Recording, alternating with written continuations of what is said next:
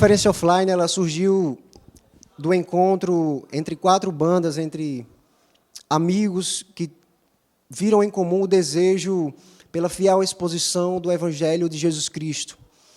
Ao mesmo tempo, surgiu da preocupação que essas pessoas têm com o que a igreja atual tem passado.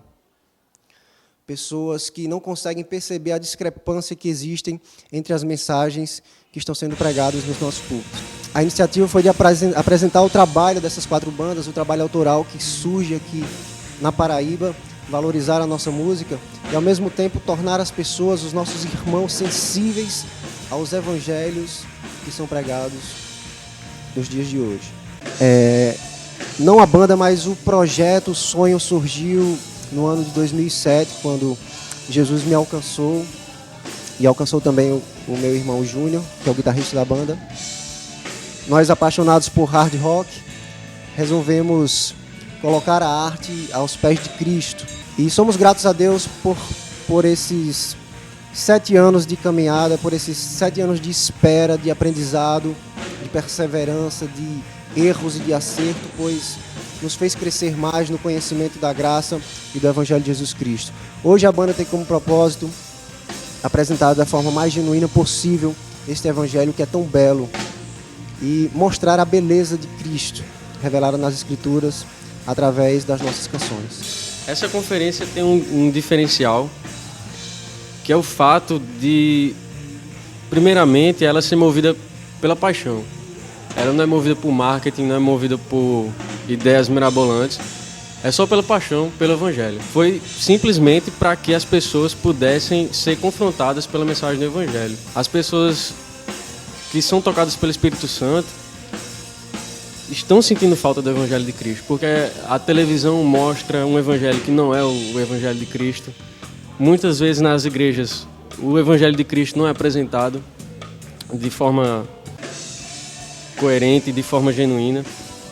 E eu acho que é super importante isso. E outra coisa que é importante é que são pessoas que são daqui, que estão fazendo isso, dando a sua ideia, dando a sua colaboração. E a gente fazendo do nosso jeito, a gente fazendo com as nossas possibilidades, com a nossa cultura, com o nosso jeito de falar, com a nossa música. O que mais me chamou a minha atenção na conferência até agora, acho que foi a maneira como Deus ele tem nos tratado, a maneira como a gente é pecador, como a gente não é merecedor da misericórdia e da graça de Deus. Eu acho que isso aí realmente transformou a minha forma de pensar, o meu jeito de ser, e eu acho que isso aí, a cada dia eu posso me transformar num servo melhor para o Senhor, mais humilde. Eu parabenizar o Marco Teles, a Igreja Batista Nova Vida, por possibilitar assim, a nós, nordestinos, né, eu sou do sertão, da Paraíba, a sermos edificados pela palavra de Deus. O bom da conferência é estar aprendendo, né, fazer distinção entre o verdadeiro evangelho e o evangelho que hoje está sendo pregado em muitas igrejas e nas mídias. E para mim, esses 3 dias têm sido de aprendizado, de uma reeducação. Uma coisa que eu estou buscando é me reeducar, né? E a conferência está disponibilizando isso para mim, proporcionando isso para mim. Nós vimos aqui realmente o mover do Espírito Santo, né?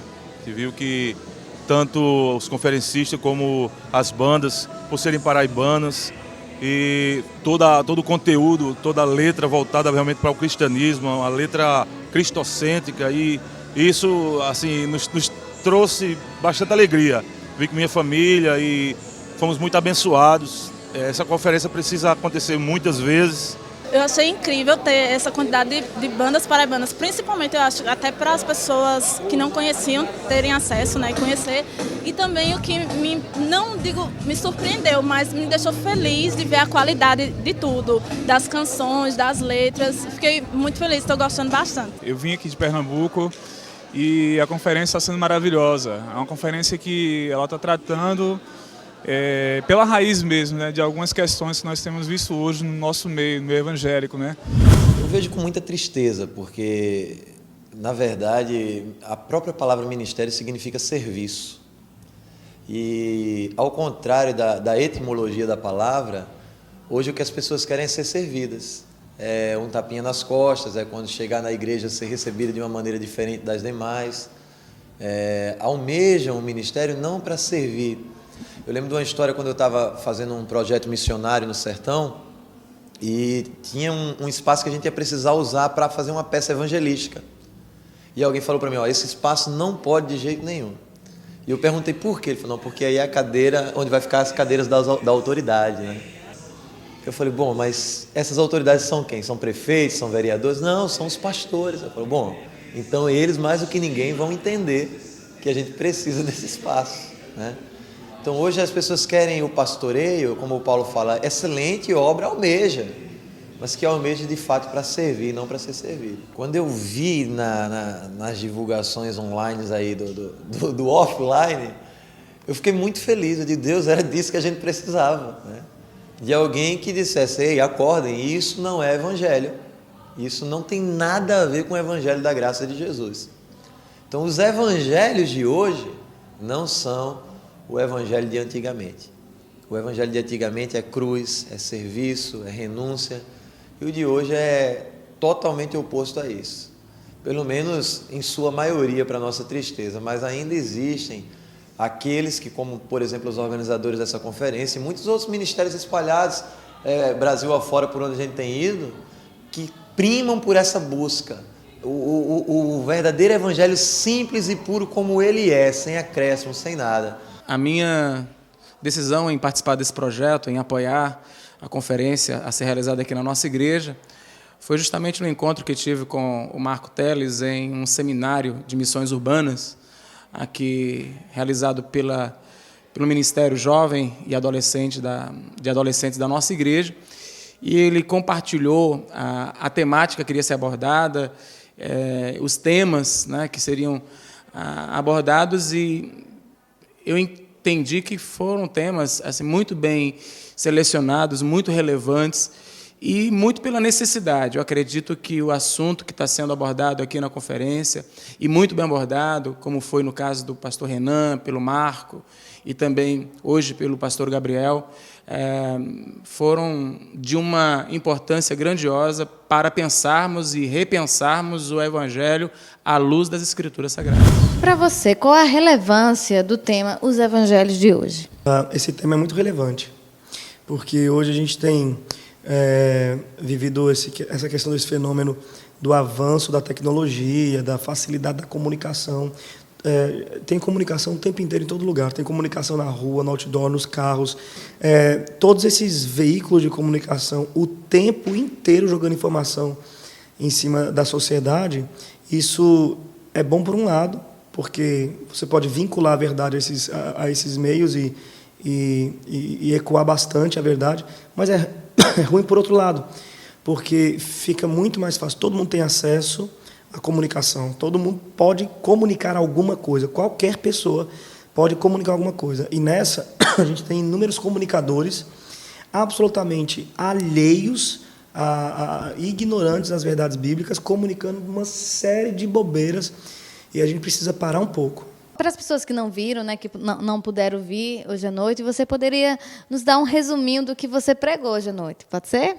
O que eu falei, em primeiro lugar, eu quis comprovar que a música tem poder doutrinário fora do sério. Ela tem uma capacidade de doutrinar as pessoas muito mais do que os discursos. Eu deixei isso claro no começo do sermão. E depois, uma vez que a música tem esse poder doutrinário tão forte, eu pensei com eles um pouco sobre quais são as lições que a música gospel está ensinando para a igreja de maneira geral. Não são lições muito boas. Comparei em seguida essas lições com as lições que as canções da igreja primitiva passavam para a igreja. E, por último, eu expus o texto de João, o evangelista João, quando ele narra o encontro de Jesus com a mulher samaritana. E eu fiz um paralelo e coloquei a voz da mulher samaritana clamando por aquela água natural, como sendo a voz do evangelho gospel, que clama o tempo inteiro por aquilo que é natural, que é visível, palpável e que nos faz ter sede novamente. E comparei a voz de Cristo, dizendo para ela, não é essa água que eu quero te dar, é uma água eterna, como sendo a voz do verdadeiro evangelho, né? Coloquei um contra o outro, em paralelo com o outro. Foi basicamente isso, e aí foi legal. Então é isso, finalizamos hoje mais um dia, mais uma entrevista. Então, sábado, né? A partir das 4 horas, novamente nós estaremos aqui ouvindo sobre o Evangelho de Cristo versus o Evangelho filosófico.